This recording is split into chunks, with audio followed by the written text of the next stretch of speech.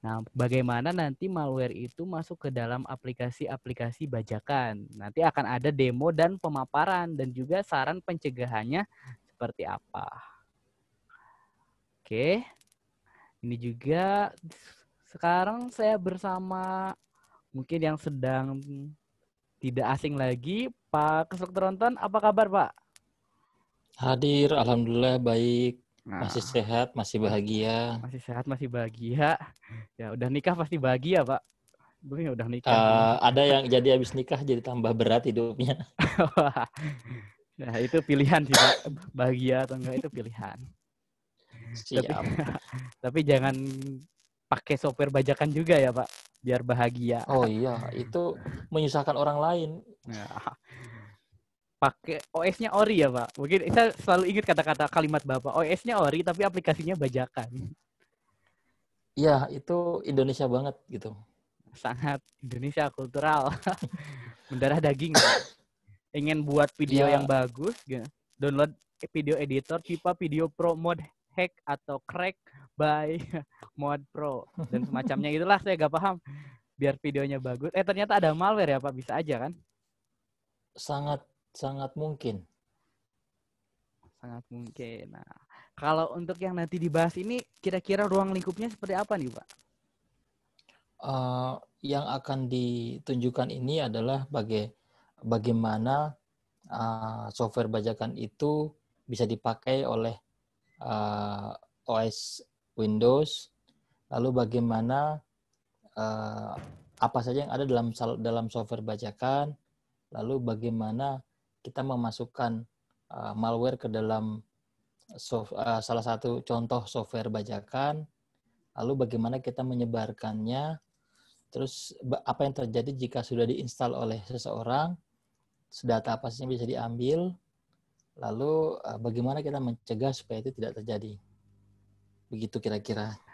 Cukup lumayan lengkap ya, Pak, yang tadi nanti dijelaskan. Mungkin nanti kalau ada pertanyaan bisa langsung ditanya melalui komentar pada saat presentasi sedang berjalan, demo sedang berjalan, ataupun nanti di akhir. Pertanyaan nanti di akhir boleh mungkin open mic atau misalkan melalui kolom chat. Ya, kalau begitu mungkin monggo Pak, bisa dimulai saja tentang pemaparannya dulu. Oke, terima kasih. Assalamualaikum warahmatullahi wabarakatuh. Waalaikumsalam. Selamat malam teman-teman yang masih menyempatkan diri untuk melihat berbagi di sini. Kali ini saya akan sedikit berbagi mengenai malware dalam aplikasi. Kenapa judul itu saya ambil? Karena melihat banyak sekali teman-teman kita yang masih bangga menggunakan software bajakan, menggunakan crack-crackan, menggunakan patch atau apapun alasannya, apapun yang dipakai, intinya kita menggunakan sesuatu yang tidak pada tempatnya kita pakai. Saya akan menjelaskan potensi error yang mungkin akan kita dapatkan jika kita masih menggunakan cara-cara seperti itu. Oke, sebelum kita mulai,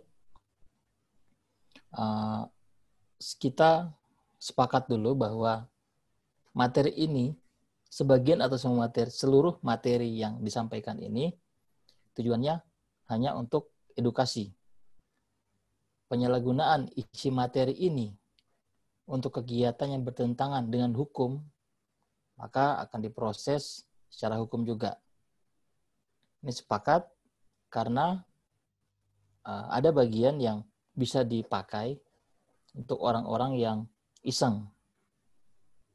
Hanya di awal ini makanya saya sebutkan bahwa jika ada yang menggunakan, resikonya tanggung sendiri. Kita hanya fokusnya ke kewaspadaan terhadap software yang bajakan. Oke, yang pertama, original versus bajakan. Kenapa sih kita menggunakan original dan kenapa sih menggunakan bajakan? Saya rasa semua rekan-rekan di sini sudah punya jawaban tentang itu. Dan alasan yang paling klasik adalah uang. Saya tidak bisa beli software itu karena saya tidak mampu, tapi masih mau pakai. Tidak mencoba melihat sisi yang berbeda. Artinya masih banyak software open source yang bisa dipakai dengan tujuan yang sama, hasilnya pun sama, tapi malah ngotot menggunakan software yang beredar di luar, beredar di dunia maya dengan embel-embel ada patch atau crack. Oke, sini saya mulai. Patch sendiri itu sebenarnya aplikasi yang membuat software yang trial menjadi full versi. Lalu kita bisa mencari di search engine dengan menggunakan kata kunci seperti yang disebutkan di sini, Windows App atau apa patch. Itu dengan mudah kita menemukan banyak sekali situs yang menyediakan aplikasi ini. Misal, saya kasih contoh. Sebentar.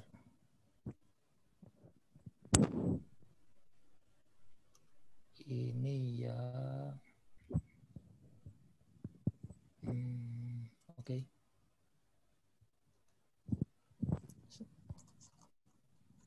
Ini ketika saya buka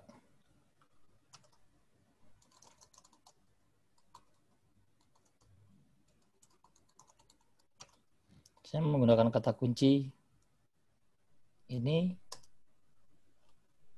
dan kita bisa lihat banyak sekali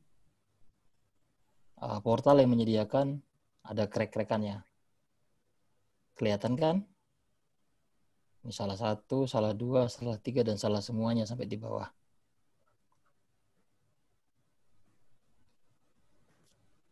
Oke. Kata kunci itu paling sering dipakai untuk mencari software yang kita ingin pakai, mencari versi patch-nya. Nah, di patch itu sendiri, kalau kita buka isinya, biasanya ada file original satu, terus satu lagi file patch atau file exe yang sudah dirubah sehingga dia menjadi full. Nanti endingnya ditimpa di tempat kita menginstal software yang pertama. Imbasnya adalah exe-nya tergantikan dan dia menjadi versi yang penuh. Lalu bagaimana virus atau malware bisa masuk ke aplikasi itu?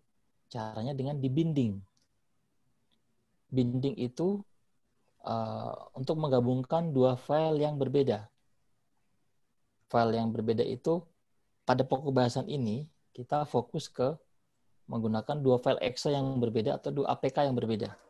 APK untuk Android, exe-nya untuk Windows. Exe yang pertama itu biasanya malware.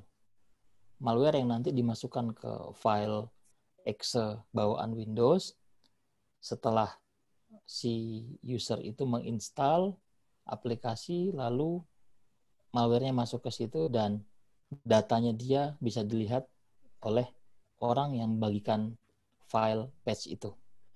Nanti saya akan tunjukkan bagaimana itu bisa terjadi. Oke, lalu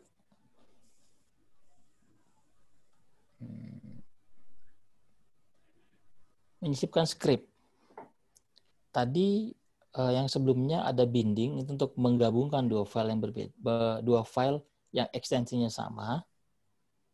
Lalu kita menyisipkan script. Script ini maksudnya script yang berfungsi untuk mengambil data. Script itu ada yang coding manual, ada yang pakai red, jadi scriptnya sudah jadi. Biasanya script itu ditambahkan di file patch-nya. Lalu umumnya digabungkan bisa menggunakan binder atau bisa menggunakan crypter. Binder untuk menggabungkan, crypter itu dia merubah beberapa bagian supaya tidak terbaca oleh antivirus sebagai virus atau sebagai malware. Maaf nih Pak, mengganggu sebentar Pak. Siap. Ini untuk rekan-rekan, ini view option-nya bisa dipindahkan ke atas. Di atas ada view option, pilih ke select tonton. Jadi di sini nanti menggunakan 2 device. Untuk yang slide nanti di akun yang ke select tonton, dan nanti demo nanti di view option-nya dipindah ke lecture. Ya, untuk rekan-rekan, untuk view option-nya ke akun ke select tonton. Banget apa, Dil? Monggo Pak, lanjut. Oke, siap. Oke, pindah ke slide berikutnya. Beberapa binder atau crypter yang paling sering dipakai, saya terutama menggunakan beberapa kali. Itu ada crypter namanya Chrome crypter, ada namanya Zero crypter, ada Yasar crypter, ada FUD crypter. FUD itu full undetectable crypter. Lalu untuk binder ada macam-macam. Binder yang exe ada sendiri, binder yang untuk APK ada sendiri. Kalau untuk exe, ini 4 ini yang pernah saya pakai. Itu dark binder, ada end binder, ada easy binder, ada exe joiner. Masalah implementasinya boleh pakai apa saja, yang penting tujuannya tercapai. Nah, lalu pindah ke malware. Malware itu script yang nanti kita sisipkan di dalam installer Windows. Malware yang kita tanam itu fungsinya bisa macam-macam. Bisa ada yang adware, adware itu biasanya imbasnya di Windows sering muncul iklan. Terus ada yang namanya keylogger. Keylogger itu biasanya dia untuk merekam apa yang kita tekan di keyboard. Red itu untuk remote control, akses jarak jauh. Sama seperti kita pakai TeamViewer misalnya, itu remote access. Bot dan botnet itu sama seperti keylogger dan red, tapi banyakkan dia dimanfaatkan untuk melakukan serangan. Serangan kayak misalnya DDoS, seperti itu. Lalu rootkit itu script untuk mendapatkan privilege tertinggi di perangkat yang terinfeksi. Tujuannya biasanya merusak. Lalu yang terakhir yang paling agak mengerikan secara efek itu ransomware. Biasanya dia mengunci, merubah ekstensi file, dan mengencrypt file-file yang ditargetkan, lalu minta tebusan kepada orang-orang yang kena itu, baru dibuka. Oke, lalu bagaimana bagaimana malware ini bisa menyebar? Cara penyebarannya, kita lihat di gambar yang sebelah kiri. Itu ada kemungkinannya biasanya dia lewat website seperti tadi, yang menyediakan software bajakan, crack-crackan, patch. Itu biasanya disusupi dengan malware. Lalu ada spear phishing. Spear phishing itu biasanya email-email palsu, misalnya email untuk dagang, email untuk informasikan sesuatu, sebenarnya bukan dari sumber yang asli, tapi itu isinya virus juga. Lalu infected USB stick, bisa penyebarannya lewat media flash disk, atau dari LAN, atau bisa juga dari attack yang lain. Intinya kita terhubung, itu bisa tersebar. Bisa juga ketika kita dikirimi misalnya gambar di sosial media, seperti yang beberapa kali di grup ada yang iseng mengirim gambar, itu beruntung dia hanya menambahkan sesuatu untuk mengecek posisi, tidak disebutkan yang lain. Bisa jadi juga ada fake dokumen, bisa jadi yang nomor 4 itu patch atau media yang dibagikan. Ini sampai sekarang yang paling banyak terjadi lewat 5 cara ini. Berdasarkan data dari salah satu perusahaan antivirus dari Avira, pada tahun ini pertengahan dilaporkan bahwa penggunaan malware itu menyebar lebih banyak dan lebih cepat. Kebanyakan lewat script malware, itu artinya software bajakan. Lalu banyak menyebar dari Office juga. Office itu biasanya pakai exploit. Lalu ada yang dari iklan atau adware. Nah, oke, sekarang saya akan menunjukkan bagaimana kita menyisipkan malware ke dalam aplikasi, lalu bagaimana kita mengupload di satu tempat, lalu memancing orang untuk melihat itu, mendownload, dan menginstal. Saya tidak secara detail, karena ini terus terang agak berbahaya materinya kalau diimplementasikan untuk hal-hal yang buruk. Jadi saya hanya menunjukkan sedikit bagaimana saya menggabungkan dua file, bagaimana saya melakukan instalasi, dan apa efeknya. Oke. Ini sudah demo ya, Pak? Sebentar. Oh, belum. Satu lagi. Nah, bahan-bahan yang diperlukan itu yang jelas script malware-nya, lalu kita pakai crypter kalau perlu, binder wajib, VPS sudah aktif, lalu file APK atau patch aplikasi Windows. Bisa dipindah ke layar satunya lagi, Mas? Nah, teman-teman, nanti ini akan dari Lex Luthor. View option-nya, share screen-nya bisa dipindah ke Lex Luthor untuk demo. Sudah bisa, Pak? Sudah? Oke. Sudah pindah? Sudah? Oke. Oke, teman-teman, ini layar untuk aplikasi Windows. Saya sudah menyiapkan di sini bukan exploit, script malware yang sudah saya setting. Ini ada 2. Saya hilangkan saja. Dan saya sudah mengambil salah satu yang paling sering orang pakai, yaitu WinZip. Sengaja ambil dari situs yang krek-krekan sengaja. Ini kalau kita mau yang original kan harusnya kita download dari penyedia software-nya sendiri, bukan dari link apapun selain daripada itu. Ini file exe-nya dan ini file yang fix-nya. Fix-nya maksudnya sudah di patch sama yang menyediakan krek-krekan ini. Untuk menggabungkan antara ini file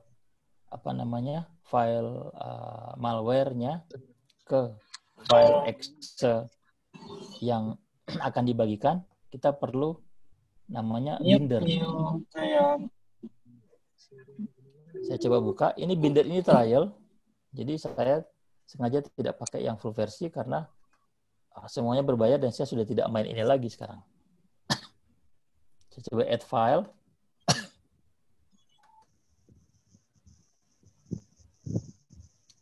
Filenya ada saya akan menggabungkan.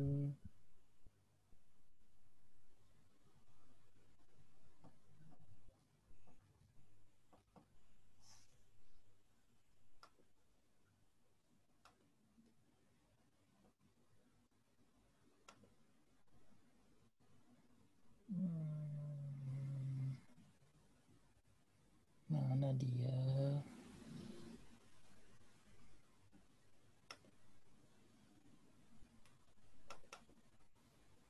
Ini.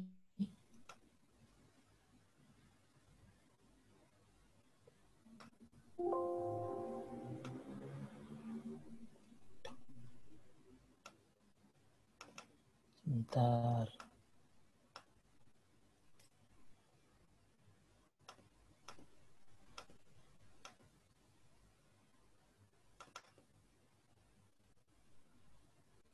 Mana tadi?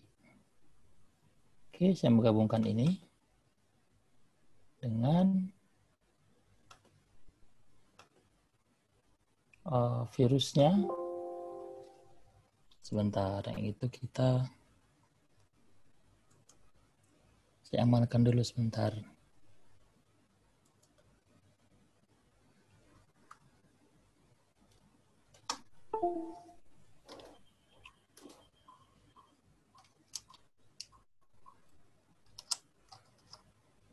Bentar ya, teman-teman.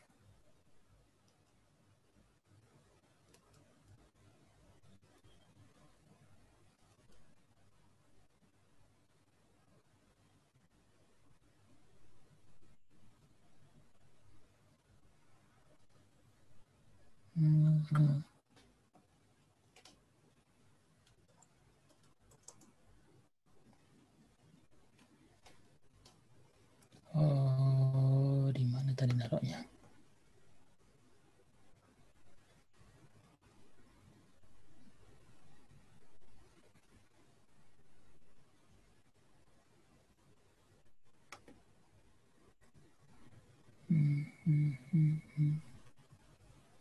Oh, ini yang terakhir.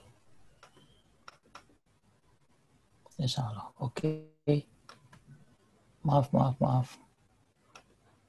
Saya tidak pakai itu. Maaf. Saya lupa.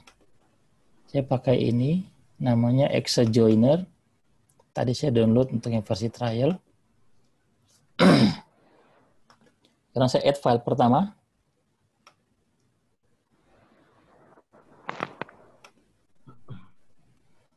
File pertama adalah ini. File file malware-nya. Saya taruh dulu. Enkripsinya saya naikkan jadi 21%.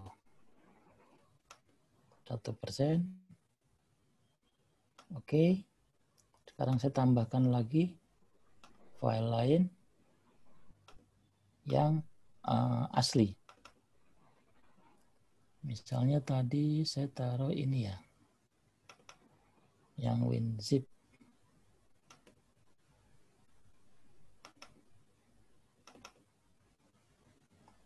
Oke. Kan lalu digabungkan, join.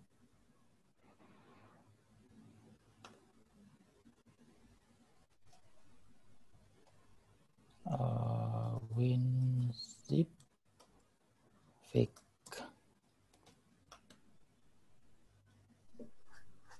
Oke, selesai. Kita lihat ada di sini mana? Ini ya, file sudah fix-nya.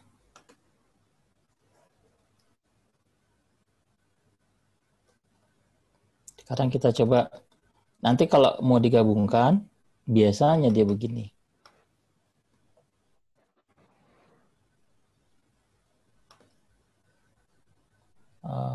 Ini dibuang.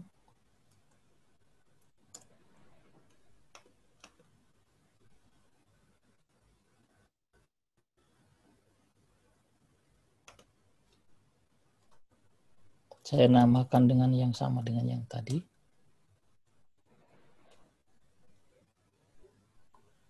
Sekarang kita bagi ke orang lain.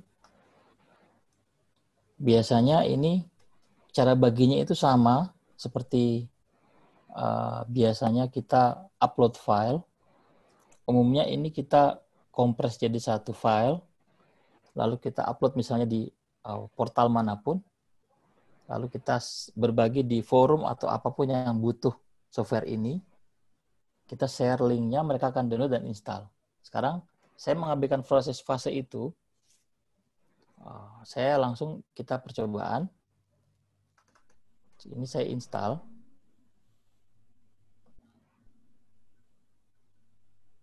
Install langsung di komputer langsung ya, Pak?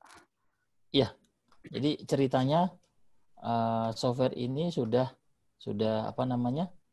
Ada orang lain yang download dan install di perangkatnya dia. Ini kali aja dari yang nonton mau softwarenya.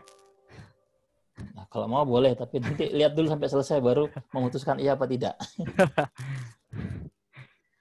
Lumayan. Ya buat nambah-nambah saya ngumpulin data enggak apa-apa lah. Ini sudah Dibagikan via selesai. grup, Mas. Iya, sih boleh kalau mau tinggal sebutkan saja nanti saya kasih. Jadi kalau saya lihat yang kemarin ada yang bagi-bagi file di grup itu, sebenarnya tidak salah dengan file itu. Cuma kalau di dunia nyata tidak sederhana itu kita bagikan. Harus bisa melihat celah.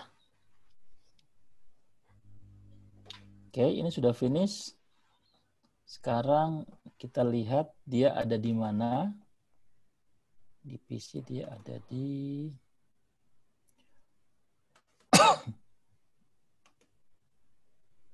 bukan di sini. Ini ya. Nah. Biasanya patch kan tinggal di paste di sini, replace. Oke. Dan tinggal dijalankan. Benar kan? Benar, Pak. Oke. Ini sudah saya cuma nge-patch saja. Kita sebagaimana biasanya kita download dari internet, aplikasi patch apapun, kita jalankan seperti itu. Dan kita pakai, sudah punya saya udah full ini. Gini. Punya saya udah full versi. Wah, udah senang. Yang penting dia bisa pakai, tapi tidak tahu potensi bahayanya. Sekarang, nuhun saya Mas, bisa dipindah ke itu, dipindah ke layar yang satunya lagi. Mungkin yang ini matiin dulu, Mas, biar yang rekan-rekan nggak bingung. Yang Lex Luthor. Ini Screen share-nya dimatiin. Dimatikan. Bagaimana caranya? Yang dari Lex Luthor-nya, Mas. Oke. Iya. Nah, nanti balikin lagi. Sudah saya stop share. Nah, sudah, Mas.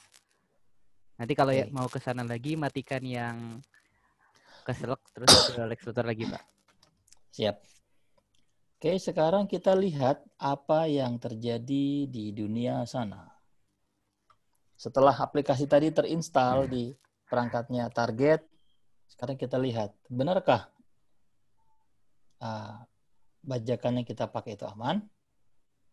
Dan ternyata saya buka sini.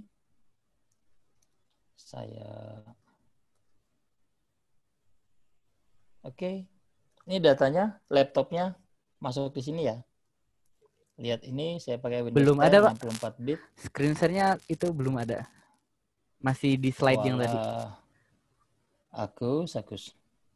Bentar. Masih di apa? Menu slide yang tadi, Pak. Nah, sudah ada. Oke, ini kelihatan ya. Ini RAD servernya ya, Pak? RAD servernya? Iya. RAD server yang saya pakai, data dari laptop pindah ke sini. Sekarang, saya mau ngapain ini? Lalu terserah. Saya mau lihat siapa sih yang pakai laptop. Awas saya kelihatan. Pakai ke depan. Gak apa-apa, selfie aja, Pak. Buka. Celing. Nah, kelihatan. Jadi ini dari laptop yang satu lagi tadi terinfeksi aplikasi bajakannya ya, Pak? Iya.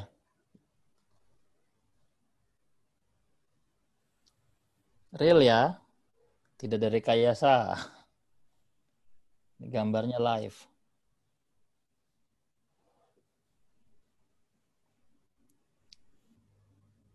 Oke, saya matikan.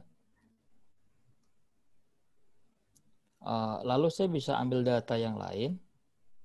Saya bisa lihat di sini, saya bisa remote laptopnya. Saya bisa nambahi sel di sini, bisa jalankan sel dari sini. Selnya si target. Kalau misalnya saya mau di DOS di sini, misalnya saya mau ngecek,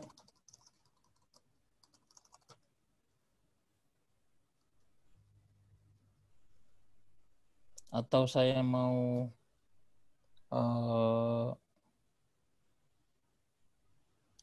ngecek keylogger, apa yang diketik, save, start.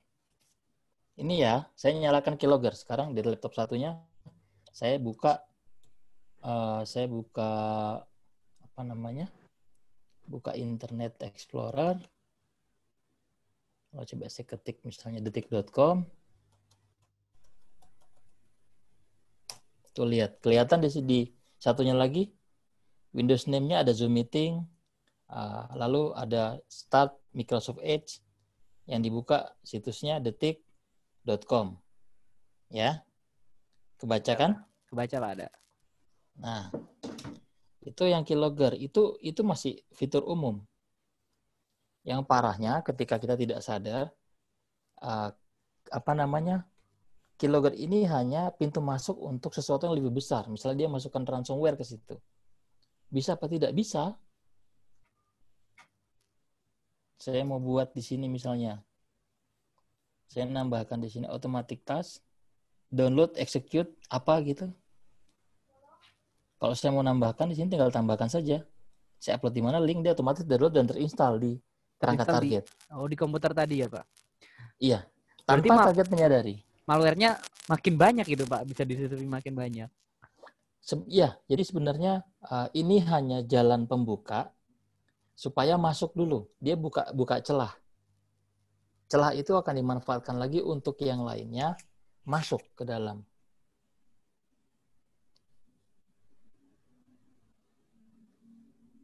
Lalu di sini ada settingan yang lain kalau kita mau lakukan remote dan teman-temannya. Ini hanya salah satu dari yang saya pakai. Banyak pilihan, tidak hanya ini. Jadi biasanya kalau saya mengamati teman-teman yang mengikuti acara seminar online seperti ini, pertanyaannya pakai softwarenya apa? Jadi dia pertanyaannya mengacunya ke situ, tapi logikanya rata-rata kayak kebanyakan tidak mengambil poin logikanya. Logikanya ini adalah ada software klien diinjek ke software bajakan, diupload di forum misalnya di Kaskus, di banyak ada forum kecil namanya forum software bajakan by request, atau di misalnya ada software for DLL for all dan sebagainya, upload di situ atau upload di misalnya Niaga Mediafire. Lalu pas ada yang nanya kita kasihkan ini loh. Gitu mereka download, selesai. Mereka yang selesai maksudnya. Kita senyum-senyum. Ya kalau untung kalau laptop atau perangkat itu tidak ada yang aneh-aneh. Kalau yang aneh-aneh, ini misalnya saya buka File Explorer, saya buka DFC-nya, saya bisa lihat isinya semua.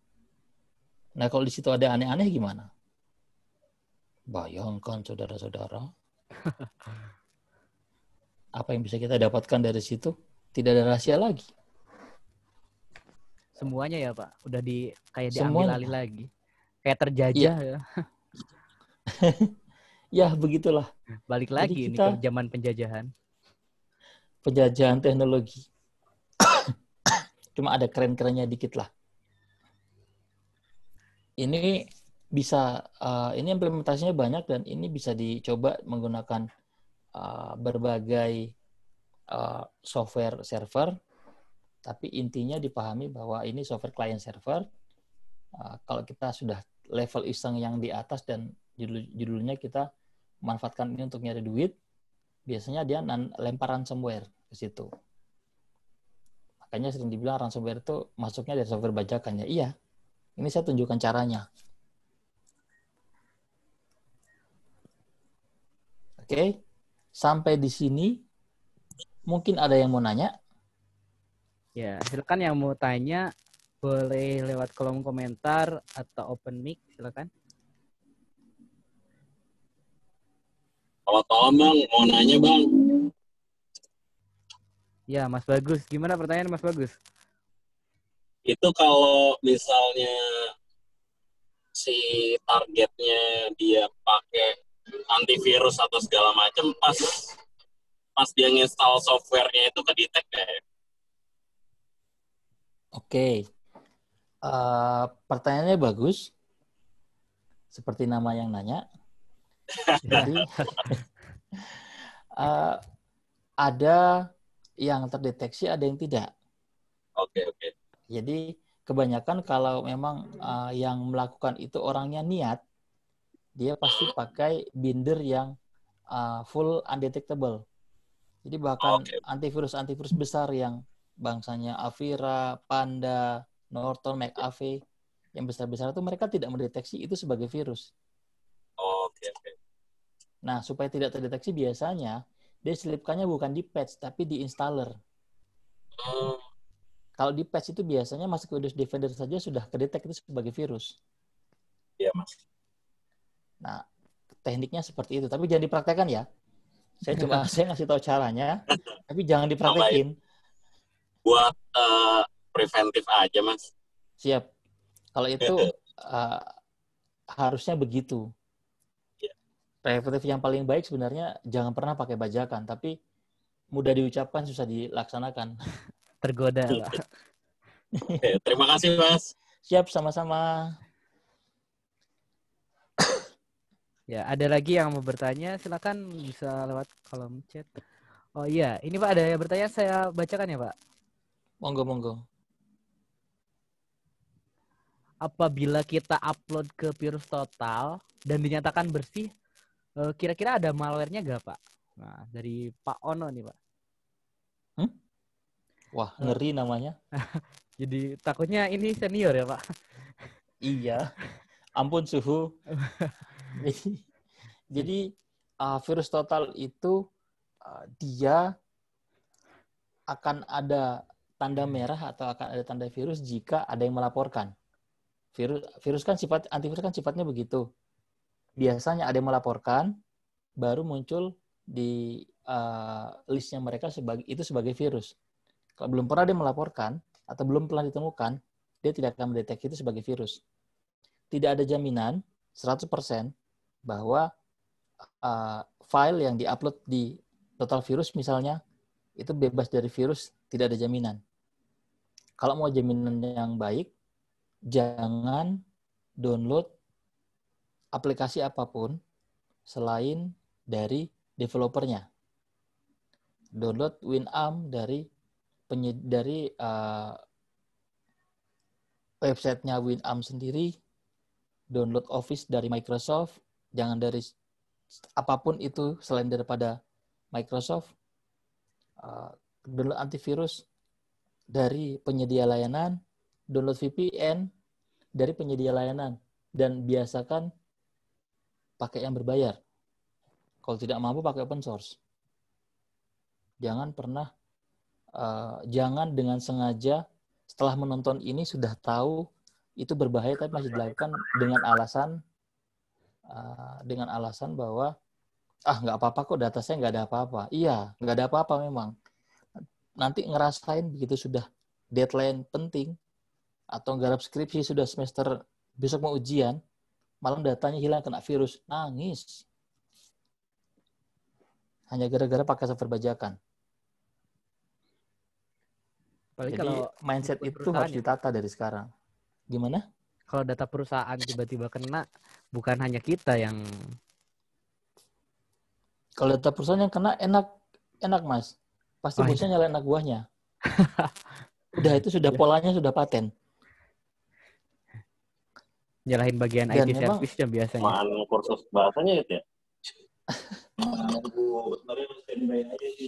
Memang sudah polanya kena di mana itu yang pasti disalahkan. Begitu aja ya.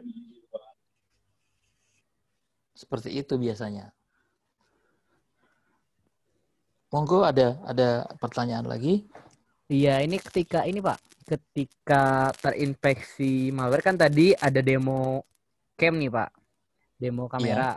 Nah, indikator like kameranya nyala gak Pak itu dari Mas Guru? Tergantung kita. Dulu saya pernah menunjukkan demo sekali yang di handphone ya, masih ingat kan? Yang di handphone itu kira-kira yang Ya. webinar yang terakhir. Yang pertama. Iya, yang pertama itu kameranya tidak menyala. Nah, kamera nyala dan tidak sebenarnya Tergantung malware-nya. bisa diatur. Tergantung malware jenisnya apa dan kita pakai server yang bagaimana. Ini tidak ada jaminan bahwa saya pakai tidak ada jaminan bahwa ketika kamera depan menyala itu LED-nya mesti nyala, blitz-nya mesti nyala. Enggak, tidak selalu. Tergantung kita pakainya jenis apa malware-nya.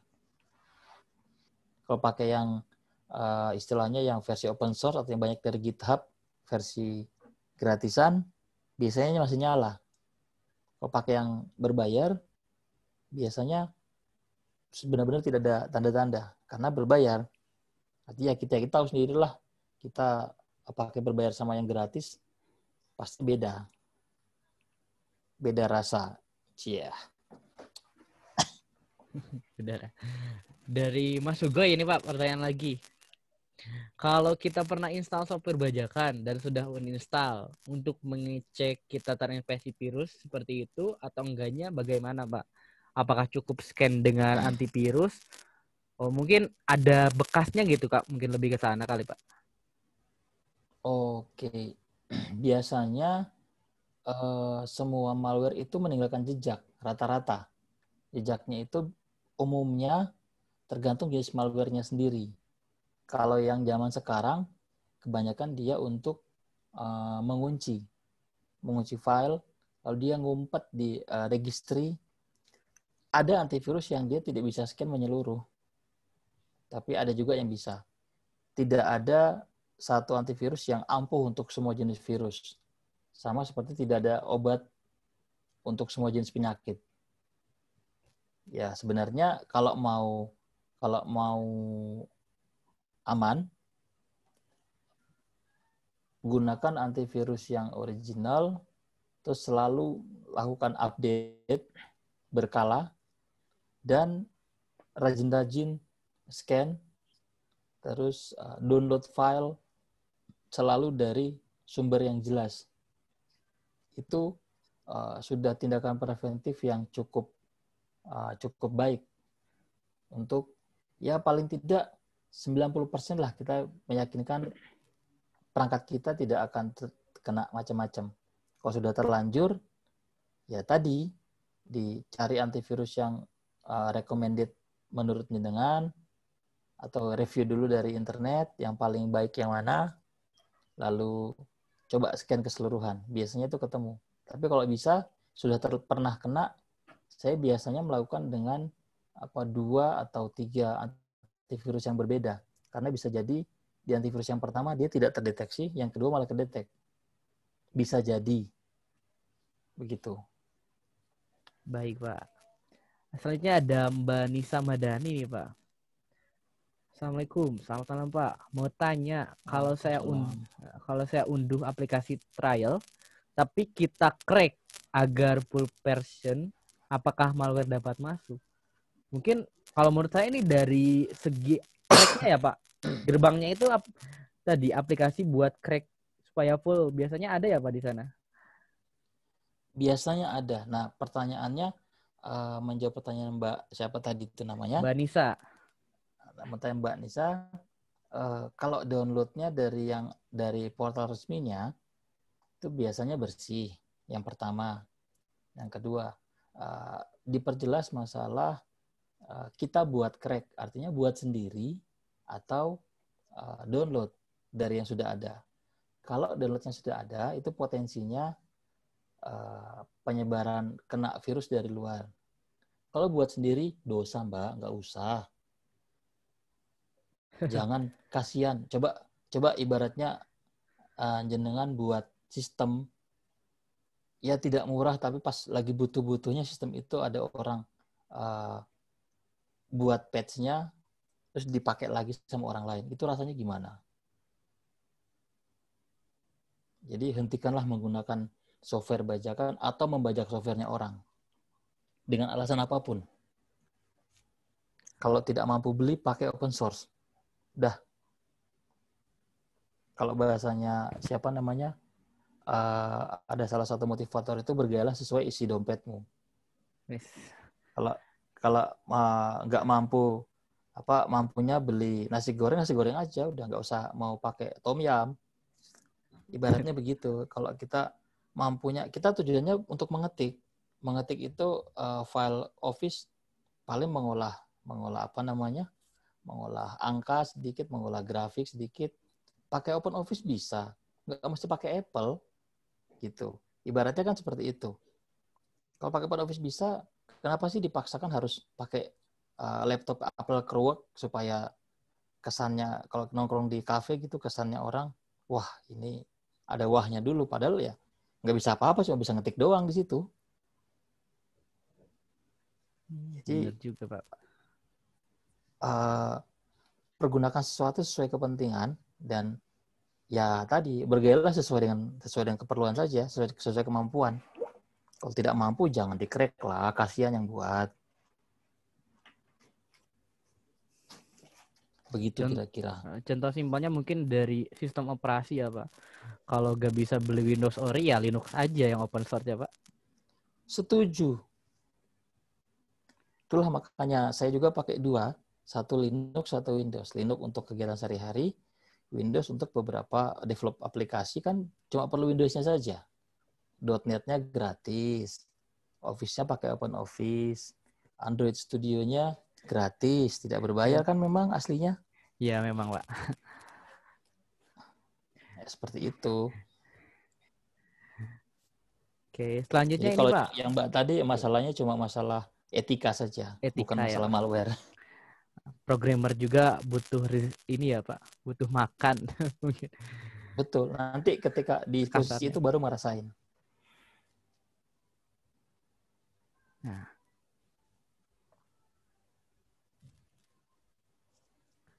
Oh, ini dari Mas Ali, Pak. Ini kayak ngomongin hukum nih, Monggo. Pak. Kalau ada Monggo. beberapa orang yang menjual software crack, berpotensi terkena pidana atau tidak? Nah, ini dari saya sendiri sangat berpotensi, Pak. Udah ada undang-undangnya ini. Melanggar hak cipta. Nah, itu. Banyak ini berlapis. Itu jawabannya. Sudah ada undang-undang yang mengatur itu. Jadi, kalau memang merasa keberatan, bisa diadukan. Delik hukumnya jelas kok. Jangan sampai nyoba-nyoba ya, Pak. Pengen nyobain pidananya gimana sih? Seberapa lama sih? Nggak apa-apa, nanti coba aja jual di portal jual beli, kan di Indonesia banyak tuh yang lagi laris. Jual saja di situ, nanti tunggu ada yang ngadu. Nah, nanti seru kan, paling tidak kita ada bukti nyata bahwa salah satu member di sini ternyata mencoba dan berhasil pindah dari rumah ke tindak pidana di sana, di Polda. Dan semua data digital itu terekam ya, Pak. Nggak bisa Betul. dielak-elakan. Nah, itu. Dari Mas Indra, cara mengidentifikasi ada aplikasi backdoor yang berjalan di sistem. Ya, tadi sudah dijelaskan sebenarnya, Pak. Identifikasi itu faktor kebiasaan sih. Kalau orang awam rata-rata tidak bisa membedakan. Apalagi malware-nya dia benar-benar ngumpet. Kita tidak tahu. Biasanya kita mulai sadar kalau ada keanehan misalnya. Ini kok mouse-nya gerak-gerak sendiri ya? Kok kamera tiba-tiba kadang-kadang lampunya nyala sendiri, atau misalnya ya kecurigaan kecil seperti itu yang biasanya membuat kita curiga ada sesuatu di dalam. Itu fisik ya, maksudnya yang kelihatan. Kalau tidak kelihatan, satu-satunya cara scan. Hanya itu kita bisa lihat ada ini mencurigakan benar apa enggak. Itu kan di cross check lagi. Soalnya kadang-kadang saya kalau pakai contoh yang berbeda bukan Windows, tapi saya pakai Android ya. Android itu ketika kita pasang antivirus yang ada VPN-nya atau end protection-nya, itu biasanya semua aplikasi yang ada di kita kan di-scan sama penyedia layanan. Nah, ketika ada aplikasi terinstall bukan dari Play Store, dia akan memberitahukan kepada pemilik perangkat bahwa itu dicurigai sebagai malware. Dicurigai. Tindakannya ditentukan oleh si pemilik perangkat. Mau diapakan? Di-delete kah atau dibiarkan? Artinya si penyedia layanan antivirus itu sudah memberikan warning kepada pengguna bahwa itu ada sesuatu nih di perangkatmu, coba dicek. Karena saya sendiri mencoba itu dan aplikasi yang saya buat semuanya teridentifikasi sebagai malware. Sebenarnya itu tidak, karena apa? Saya tidak lewat Google Play. Nah, seperti itulah kira-kira. Mungkin satu-satunya cara supaya kita bisa tahu hanya dengan cara scan. Selain fisik tadi ya, maksudnya selain ada misalnya tiba-tiba kita curiga kok ini file saya kok hilang ya, atau ya seperti itulah. Oke, baik Pak. Selanjutnya ini dari Banisa Madani lagi nih Pak. Kadang kita membeli laptop baru nih Pak, tapi Windows yang terinstall itu bukan ori. Kalau seperti itu bagaimana? Saya izin jawab dulu nih Pak.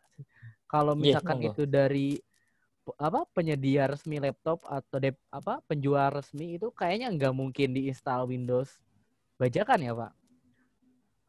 Iya. Biasanya dari penjual ketiga ya Pak, pihak ketiga yang sengaja untuk supaya laptopnya dibeli sudah terinstall Windows, padahal Windows-nya itu bajakan. Itu juga sebenarnya terancam pidana itu. Betul. Kalau dilapor itu perangkat Windows itu rata-rata dia berdiri sendiri. Rata-rata. Tidak jadi satu sama laptop. Ada juga yang jadi satu. Itu tetap yang namanya Windows itu dia ada serial number. Dan jika memang itu original, harus ada tempelan serial number-nya, tempelan stikernya di situ. Tapi tempelan stiker pun tidak cukup. Karena pencuri lebih pintar daripada polisi. Biasanya. Artinya saya pernah ada ketemu case, laptop itu sudah ada serial number-nya Windows, tetapi setelah dicek di Windows-nya sendiri itu tidak terdaftar. Tidak ada. Nah, pertanyaannya, stiker dari mana itu? Kita kan sebagai pembeli tidak tahu biasanya. Taunya barang ada, udah jadi kita tinggal pakai. Nah, kalau memang kejadian seperti itu dianggap mengganjal, bisa laporkan, tanyakan ulang ke penjualnya. Kalau memang dirasa itu melanggar hukum, mau dilaporkan, silahkan. Itu kan haknya pembeli menanyakan isi perangkat yang dibeli, karena itu berhubungan dengan hukum juga. Nanti kalau tiba-tiba si pembelinya dianggap sebagai pembajak atau dianggap sebagai orang yang menjual barang bajakan, kan ngeri-ngeri sedap itu.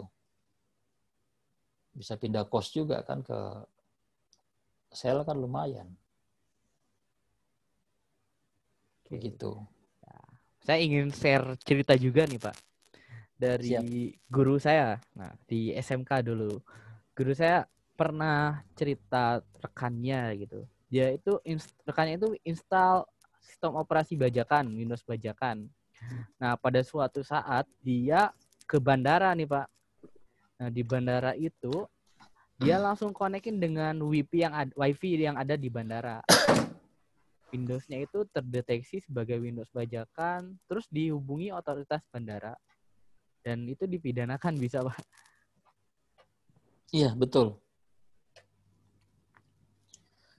Saya pernah keluar Indonesia untuk urusan pekerjaan. Ketika saya tiba di salah satu bandara di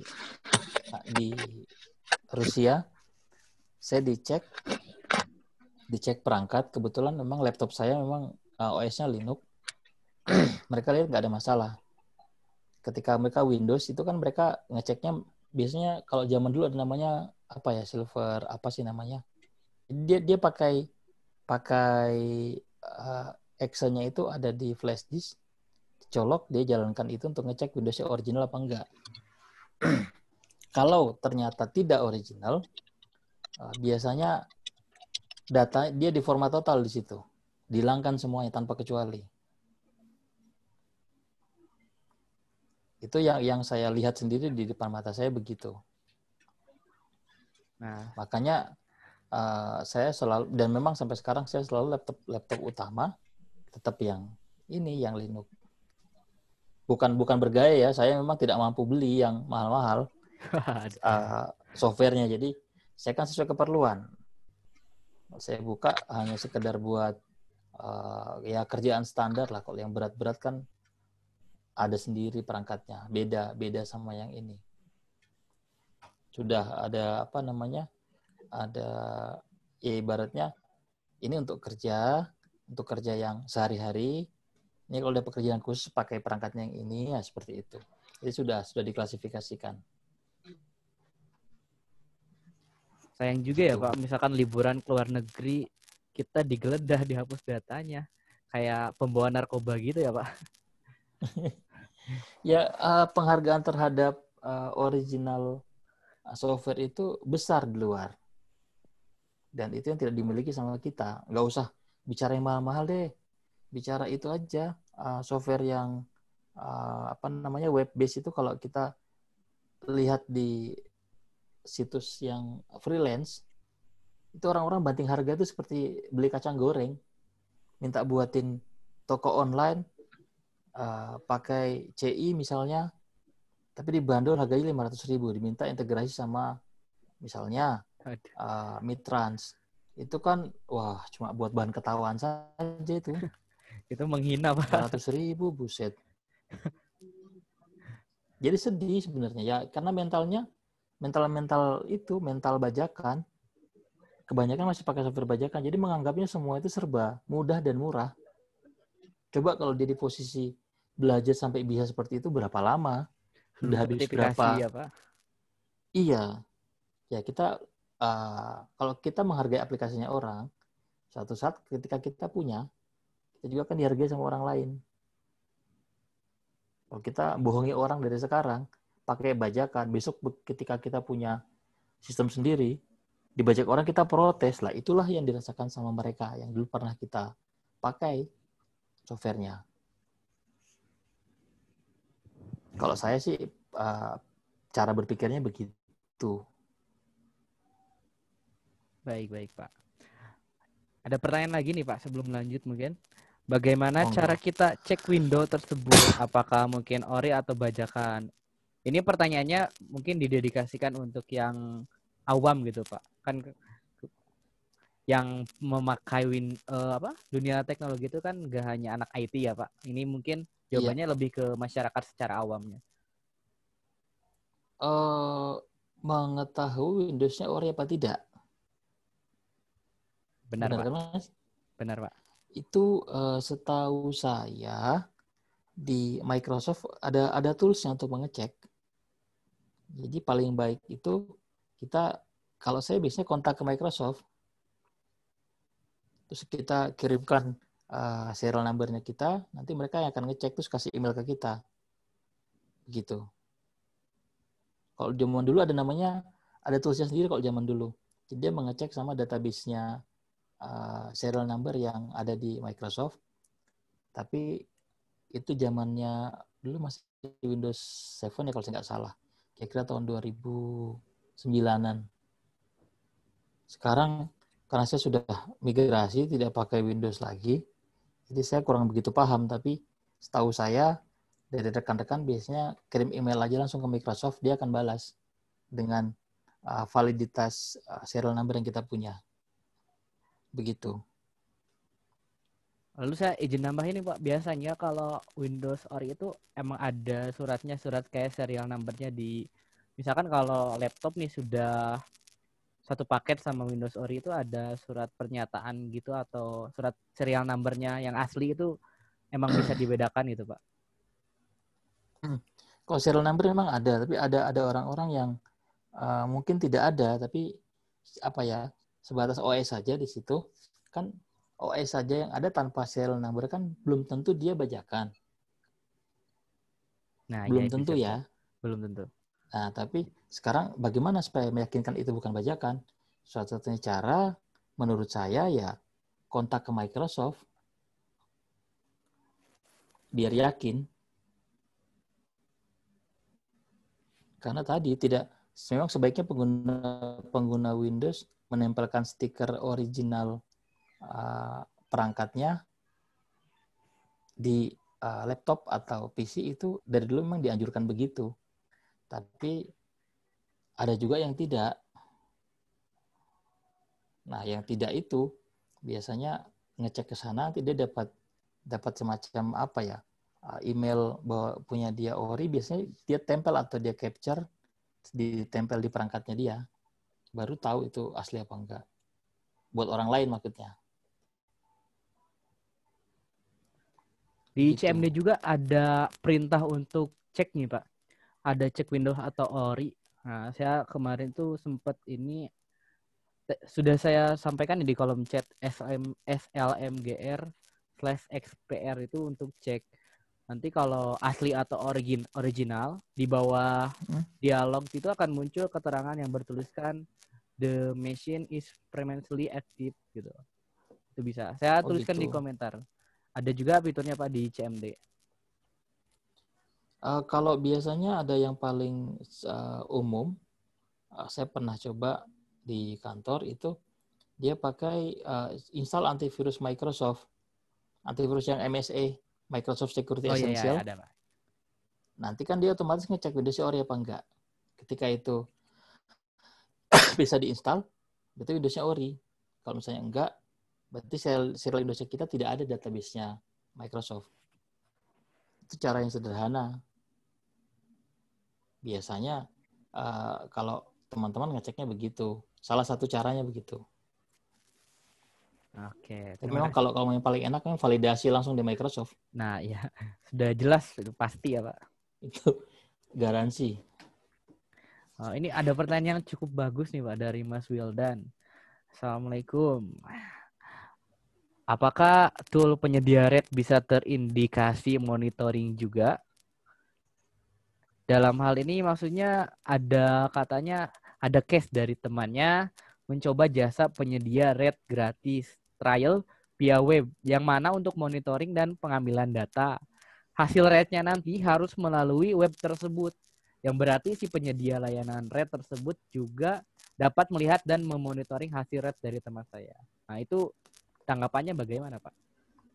Oh, itu Jadi, biasanya ada di luar itu ada yang menjual kalau bahasa yang paling sederhana bukan RAID. Dia bilang sebutannya itu spyware, spyphone. Itu sebangsa FlexiSpy, Pontail, MSpy, mobile mobile stealth dan sebagainya itu sama. Jadi mereka membuat server malware, bukan RAID ya, tapi saya bilangnya malware karena RAID itu dia hanya untuk remote control saja. Kalau malware itu sudah ada fungsi keylogger, ada fungsi RAID-nya, ada fungsi malware-nya. Sudah tergabung semuanya. Nah, malware yang untuk handphone itu benar dia disediakan di satu desktop, satu web, satu portal. Dia kirim malware dari situ, terinstall di perangkatnya seseorang, data-data orang itu akan pindah ke situ. Dan betul, untuk melihat datanya harus login dulu ke situ. Dan benar, kemungkinan besar si yang punya portal bisa melihat itu benar. Karena keyakinan saya selama kita masih menggunakan sistemnya orang, itu berarti ada potensi orang lain melihat datanya kita. Itu selalu seperti itu. Jadi kalau mau membuat yang kita tahu sendiri ya buat server sendiri. Begitu jawabannya.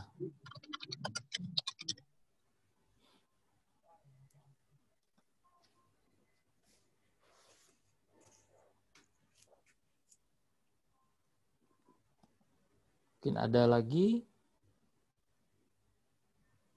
Ada. Sudah sih Pak. Ini nggak ada lagi.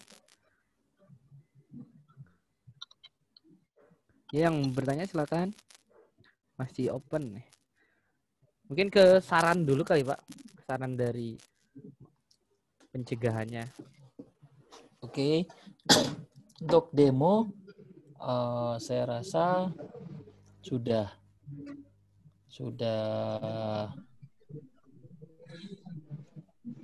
cukup.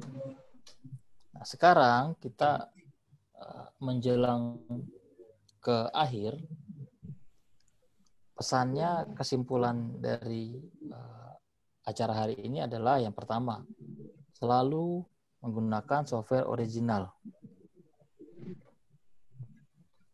Yang kedua, jangan pernah gunakan patch, karena penggunaan patch, crack, dan aplikasi dari sumber yang tidak jelas itu tindakan ilegal. Ilegal berarti melawan hukum, dan perangkat kita sendiri pun punya potensi disisipkan malware atau sistem yang sejenisnya. Dan sebagai penutup, saran dari saya, selain gunakan selalu software original, gunakan antivirus atau internet security atau endpoint protection tambahan selain daripada bawaan Windows. Dan selalu lakukan update berkala. Setiap ada update, lakukan. Setiap ada update, lakukan. Sekarang ransomware pun di Windows sudah ada sistem khusus untuk menangani ransomware kan? Update Windows-nya kalau original. Begitu. Monggo ada pertanyaan atau mungkin ada hal-hal yang mau didiskusikan. Silahkan. Ya, mungkin ini Pak yang mengganjal, yang mungkin menjadi kesalahpahaman. Ini perbedaan RAT, malware, dan spyware. Itu gimana gitu Pak? Kadang suka kebalik, kadang suka yang harusnya disebut spyware jadi RAT, jadi malware. Mungkin nambahin yang tadi Bapak jelaskan juga, supaya tidak ada kesalahpahaman lagi. Oke, ini malware itu skopnya besar. Nah, induknya berarti ya Pak? Ya, induknya.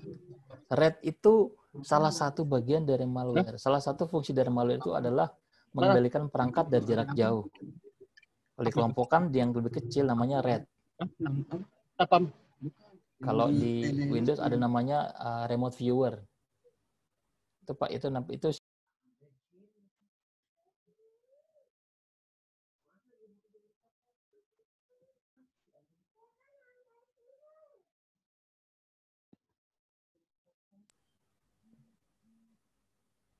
lalu keylogger itu juga bagian dari malware.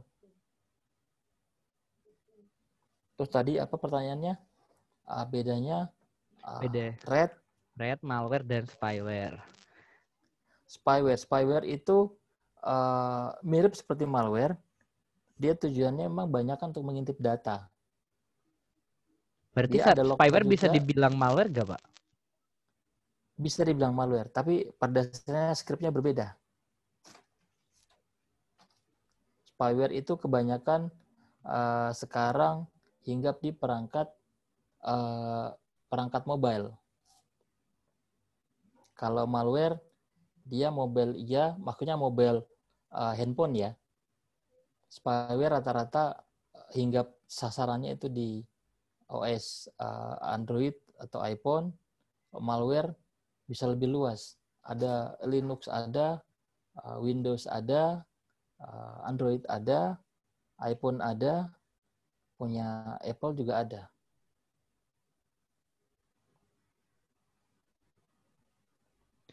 Baik Pak. Ini sudah tidak ada pertanyaan lagi. Silakan bisa open mic atau bertanya Dari di saya. kolom chat. Ya, silakan Mas. Kak, gini Kak, saya kan maaf nih melenceng. Saya kan ada download Corel Draw nih, Baik. tapi di ini, maksudnya kan tidak bisa mereka minta semacam kode begitu. Itu caranya bagaimana ya Kak? Maaf nih melenceng. Kode maksudnya? Kode ini kali. Mereka minta kode trial kah? Kode lisensi itu, Mas. Iya, kode itu sudah Kak. Ya, itu harus beli. Iya, Kak. Harus beli itu kode lisensi originalnya. Itu belinya di mana ya Kak? Apakah ada websitenya atau? Itu banyak Mas, di toko-toko online ada yang ori tapi. Oh, toko online ya. Ini saya aja kali Pak yang jawab ya Pak. Monggo. Ini kayak ya gitu Mas. Jadi ada di toko-toko, di toko elektronik, tapi pastikan juga keoriginalan. Jangan sampai Mas beli crack, beli mod. Oh, cara membedakan asli dan KW-nya itu bagaimana ya Kak? Tadi sudah dijelaskan sebenarnya. Ini aja dicek aja di lisensinya biasanya ada surat kalau ori. Banyak juga artikel yang membahas cara membedakan terima kasih Kak. ori dan bajakan. Banyak kok yang bahas di blog-blog website. Baik. Terima kasih Kak. Ya, sama-sama. Gimana Pak? Ada tanggapan nggak Pak?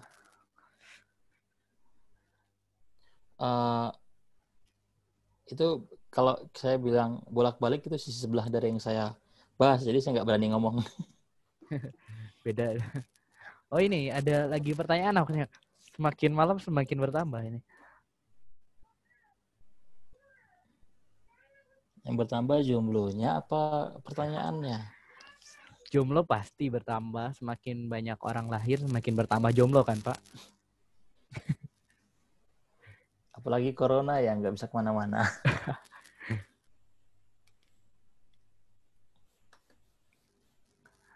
Apakah pada sistem open source juga terdapat malware? Itu mungkin tergantung install aplikasi apa ya, Pak? Kalau misalkan dalam sistem operasi. Kayak balik lagi ke tadi. Iya.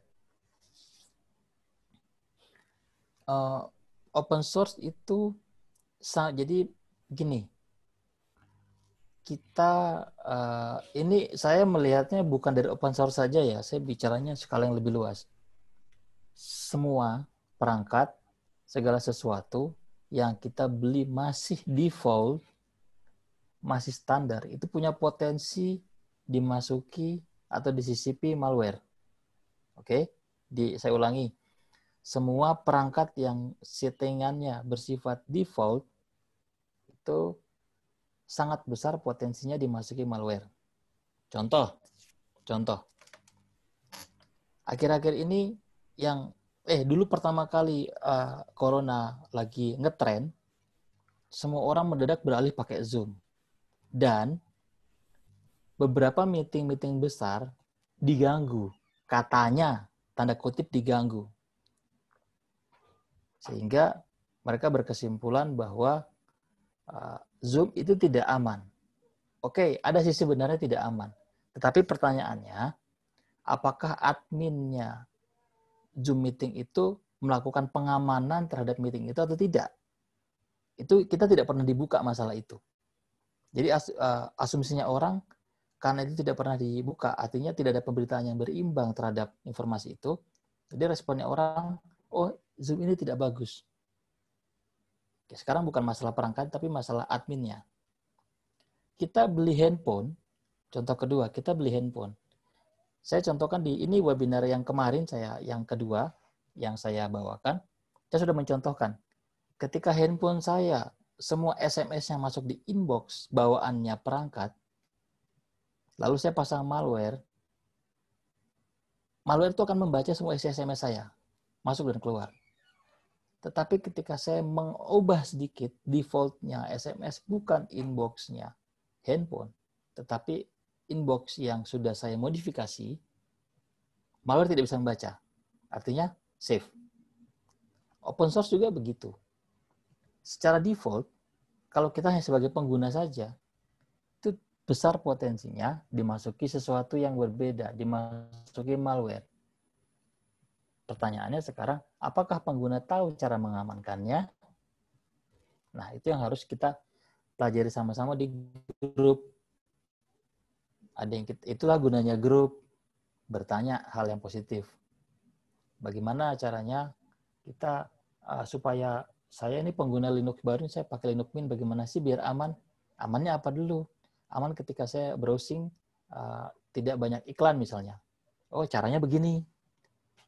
Saya ingin supaya saya, kalau misalnya saya lagi online, tidak banyak orang tidak tahu saya di mana. Oh, caranya pakai ini. Gitu. Jadi tergantung. Tidak ada secara luas, apapun itu yang namanya standar atau masih default, itu punya kemungkinan dimasuki dengan malware. Itu kemungkinannya besar. Sekarang kembali ke kebiasaan orangnya. Yang memperbesar kemungkinan itu orangnya. Kalau orang itu sering pakai software bajakan, lebih besar lagi kemungkinannya. Kalau dia sering buka situs XXX, lebih besar lagi kena adware. Karena biasanya banyak iklan. Pengalaman. Terus kalau Langsung misalnya ketika buka, melek semua. ya, ya kira-kira seperti itu. Jadi kata kuncinya yang dipahami bukan masalah kita pakai apa, tapi kita mengerti nggak yang kita pakai gitu. Kira-kira begitu jawabannya dari Mas siapa tadi yang nanya, Mas apa Mbak ya? Ya itu deh pokoknya. Nanti kalau belum puas bisa bertanya di grup ya Pak sampai puas. Betul, siap. Insya Allah akan ada orang-orang yang meluruskan. Tentunya pertanyaan. Biasanya tuh ada yang nanya Betul. juga nih Pak. Ada file malware gak? Apa itu? Tiba-tiba kan ada yang nanya di grup. Ada malware gak di sini? Minta dong malware buat belajar dan semacamnya. Jadi pertanyaannya kalau mungkin malware lebih. kok minta buat belajar itu cari di GitHub Iya. saja, itu kan banyak gitu. Terus di grup orang siber juga ini ada dari kayak virustotal.com juga ada bot untuk pendeteksi malware juga di Telegram, Pak. Iya. Saya sudah coba itu. Bapak cobanya merek apa nih, Pak? Poliswarm bukan? Nggak boleh ngomong merek kan? Oh iya, Ngomong merek tidak kan? disponsori ya? Lupa, Pak. Tidak disponsori. Iya, nggak ada sponsor. Kalau ada sponsor saya kasih akun Bitcoin saya deh.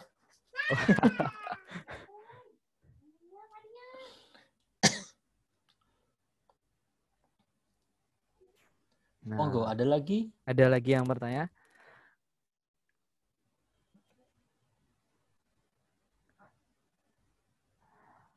Oke. Delas mungkin Pak, ini Pak, Delas nih ada. Pertanyaannya dari beberapa orang hampir sama nih, saya rangkum Pak jadi satu pertanyaan. Ya. Sebenarnya sudah dibahas sih tadi, cuman ingin lebih jelasnya lagi dari beberapa penanya bagaimana cara analisa malware, tahapan-tahapan yang bisa dilakukan, proses apakah sistem kita terkena malware atau tidak pada sistem operasi Windows khususnya. Jadi tahapan-tahapannya Pak. Di awal Sudah sih. ya Pak. Mungkin nanti bisa nanti diupload di YouTube nanti. Ya, gimana Pak? Iya, jadi begini. Kalau bicara ini saya melihatnya ini pertanyaan sebagai orang awam ya.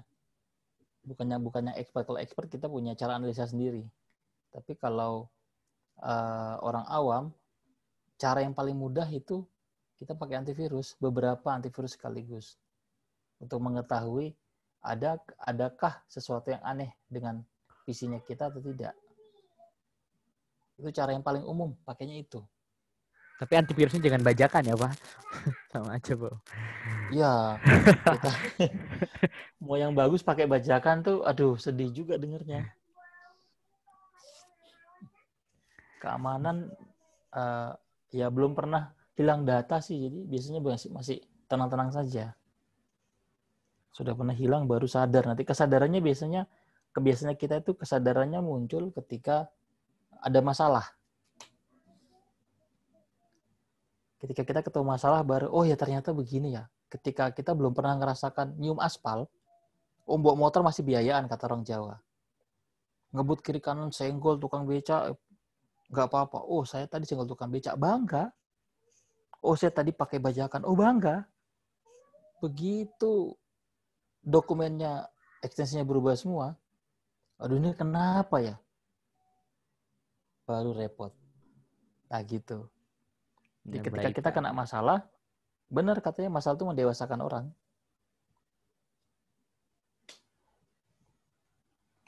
Kayak belajar di Begitu. Linux pun secara gak langsung sambil belajar tuh, Pak, kalau ada masalah. Kalau Windows kan kebanyakan drag and drop gitu, Pak. Kalau Linux kan kalau ada Betul. masalah diperbaiki di terminal, cari-cari misalkan di Stack Overflow ya, Pak. Secara gak langsung kita belajar Betul. sistemnya gimana berjalan. Iya. Hanya tidak banyak orang yang mau belajar kecuali yang memang passionnya ada di situ.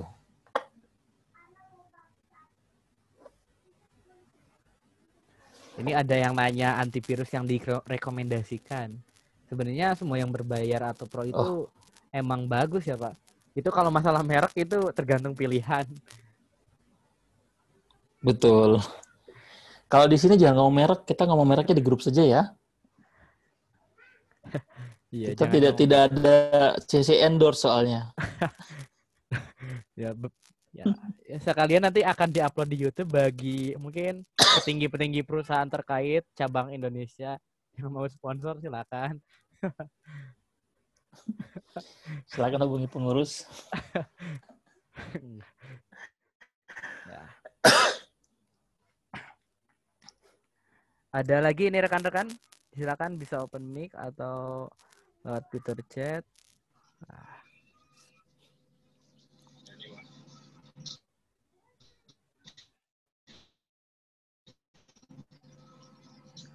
Mana ya, sudah tidak ada nampaknya, Pak. Nanti kayaknya di grup nanti yang banyak pertanyaan sampai malam. Nanti silakan lanjut bisa ditanyakan kembali sampai puas di grup Orang Siber Indonesia, bisa dicari di Telegram di fitur pencarian Orang Siber, itu sudah muncul Orang Siber Indonesia. Mungkin sedikit merangkum ya, Pak, dari yang dari yang Bapak sampaikan tadi, saya izin merangkum ya, Pak, sedikitnya. Oke. Monggo. Ya, tadi kan judulnya itu malware dalam aplikasi. Intinya malware itu bisa dimasukkan dalam aplikasi. Nah, dan ketika itu diinstal di device kita, itu bisa memonitoring bahkan mengontrol device kita. Jadi berhati-hatilah akan menginstal software atau aplikasi bajakan. Karena walaupun memberikan privilege lebih, fitur lebih, tapi kita pun harus membayar dengan data kita yang dimonitoring, diambil. Itu bisa data penting, data kantor, data pribadi yang bisa mungkin disalahgunakan untuk kejahatan. Wih, contohnya ini ada yang coret-coret.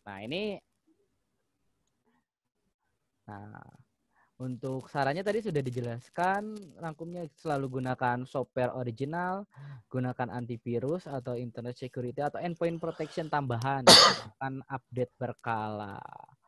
Seperti itu ya, Pak, kurang lebihnya ringkasnya. Iya, betul. Nah, oke, nanti ini juga di-upload di YouTube. Untuk yang hendak menonton ulang, silakan bisa dilihat di YouTube. YouTube Orang Siber Indonesia, youtube.com/orangsiber. Ya, terima kasih nih Pak Tronton, terima kasih ya atas waktunya. Iya, sama-sama. Agak sabar nih. Bermanfaat bagi semuanya. Gak sabar nih untuk webinar selanjutnya Pak nanti Pak. Materi apa yang akan dibawakan lagi? Ya, saya dikasih ide lah yang lagi keren, apa yang lagi populer Trending ya, sekarang, Pak? tapi bahasannya ya trending, bahasanya tidak berat, tapi mudah dipahami gitu. Baik. Nanti bisa disampaikan di grup apa saja mungkin yang saran-saran untuk webinar selanjutnya. Silakan sampaikan saran pertanyaan apapun. Tujuan dari webinar Orang Siber tidak lain dan tidak bukan hanya untuk edukasi keamanan. Untuk melakukan pencegahan, kita harus mengetahui bagaimana serangan itu terjadi, kejahatan itu terjadi, sehingga kita bisa mencegah. Jadi ketika ada yang menyalahartikan webinar Orang Siber itu belajar buat hacking, itu salah besar ya Pak? Salah besar, sangat. Zamannya sudah lewat. Kayak jadi maling terus. kayak pisau aja Pak. Kita nggak bisa nyalahin tukang pisau ya Pak. Wah, kalau pisau misalkan si A Benar. dipakai buat potong buah, si A dipakai buat kejahatan, itu bukan salah tukang pisau kan Pak? Betul. Ilmu itu netral, tinggal siapa yang pakai. Nah, itu nanti akan jadi apa ujung ilmunya. Pasti semua ada pertanggungjawabannya ya Pak. Baik di dunia maupun di akhirat nanti. Betul. Oke, terima kasih Tinggal nih Pak. kapan. Iya, tinggal kapan. Tinggal kapan itu serem banget Pak. Bagi saya. Kalau nggak di dunia kan di akhirat dapatnya. Tinggal kapan. Gitu. Tinggal kapan. Jangan mungkin sebagian berpendapat tidak terlalu luas, Bang. Yang di dunia digital juga itu akan dipertanggungjawabkan. Sama aja, Pasti. dunia digital sama dunia asli sama aja.